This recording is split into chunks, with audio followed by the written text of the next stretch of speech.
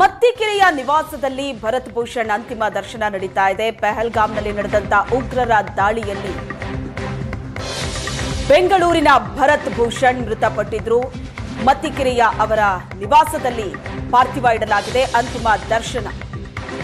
ಪುತ್ರನ ಪಾರ್ಥಿವದ ಮುಂದೆ ತಂದೆ ತಾಯಿ ಕಣ್ಣೀರು ಹಾಕಿದ್ದಾರೆ.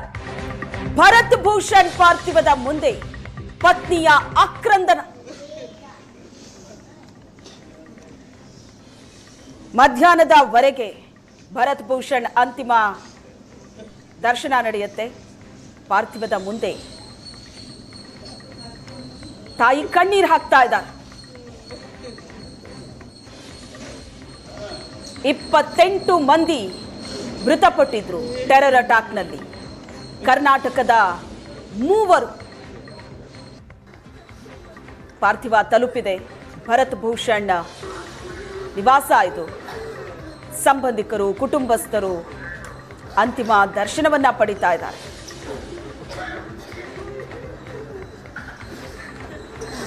ಮಗನ ಪಾರ್ಥಿವದ ಮುಂದೆ ತಾಯಿ ಕಣ್ಣೀರು ಹಾಕ್ತಾ ಇರುವಂತಹ ದೃಶ್ಯ.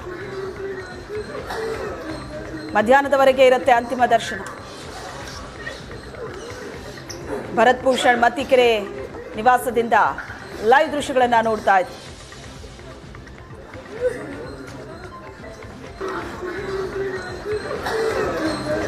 ಜಮ್ಮು ಕಾಶ್ಮೀರ ಪ್ರವಾಸಕ್ಕೆ ಅಂತ ಹೋದವರು ಪಹಲ್ಗಾಮ್ನ ಬೈಸರನ್ ವ್ಯಾಲಿಯಲ್ಲಿ ಪ್ರಕೃತಿ ಸೌಂದರ್ಯವನ್ನ ಆಸ್ವಾದಿಸ್ತಾ ಇದ್ರು.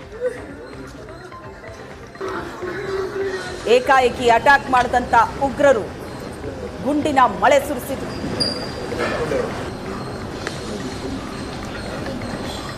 ದೃಶ್ಯದಲ್ಲಿ ನೋಡ್ತಾ ಇದ್ದೀರಿ ಭರತ್ ಭೂಷಣ್ ಅವರ ತಂದೆ ವಯಸ್ಸಾದ ಹಿರಿ ಜೀವಕ್ಕೆ ಕಣ್ಣು ಮುಂದೆ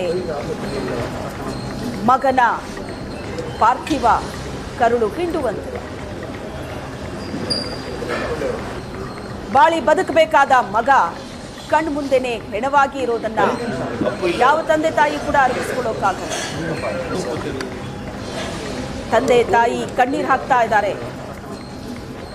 ಮಗನ ಪಾರ್ಥಿವದ ಮುಂದೆ.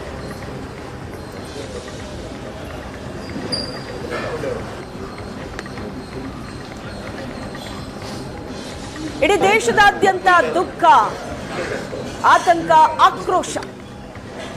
ಈ ಘಟನೆ ಇಡೀ ದೇಶವನ್ನ ಬೆಚ್ಚಿ ಬೀಳಿಸಿದೆ. ಜಾಗತಿಕ ಮಟ್ಟದಲ್ಲಿ ಈ ಟೆರರ್ ಅಟ್ಯಾಕ್ಗೆ ಬಹಳ ದೊಡ್ಡ ಆಕ್ರೋಶ ವ್ಯಕ್ತವಾಗಿದೆ. ಕರ್ನಾಟಕದ 3 ಮೃತಪಟ್ಟಿದ್ದಾರೆ. ಪಹಲ್ಗಾಮ್ನ ಬೈಸರನ್ ವ್ಯಾಲಿಯಲ್ಲಿ ಟೆರರ್ ಅಟ್ಯಾಕ್ ಆದಾಗ ಸಾವಿರಾರು ಮಂದಿ ಕಂಡವರ ಮೇಲೆ ಗುಂಡಿನ ದಾಳಿ ನಡೆಸಿದ್ದಾರೆ.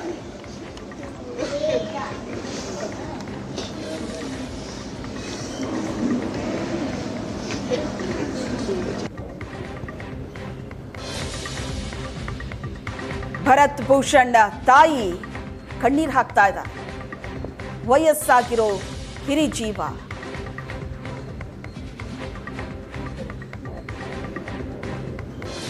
ಮಗನ ಮೃತದೇಹವನ್ನ ಕಂಡು ಕಣ್ಣೀರಿಡ್ತಿದ್ದಾರೆ.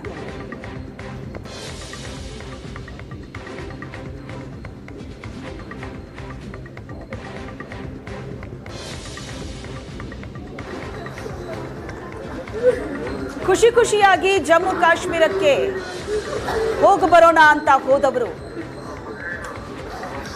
ವಾಪಸ್ ಬಂದಿದ್ದು ಹೀಗೆ.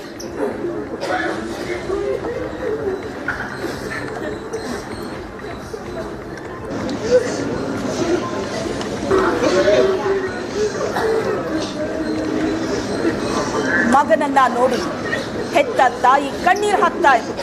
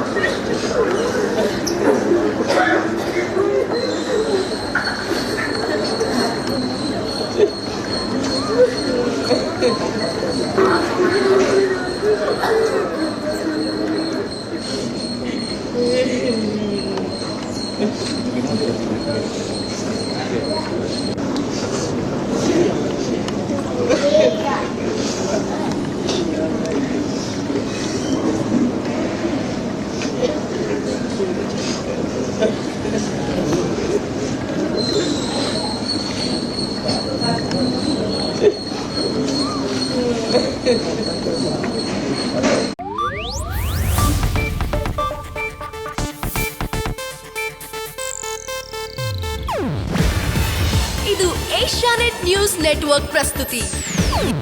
ನೀವು ನೋಡ್ತಿದ್ದೀರಾ ಏಷ್ಯಾನೆಟ್ ಸುವರ್ಣ ನ್ಯೂಸ್.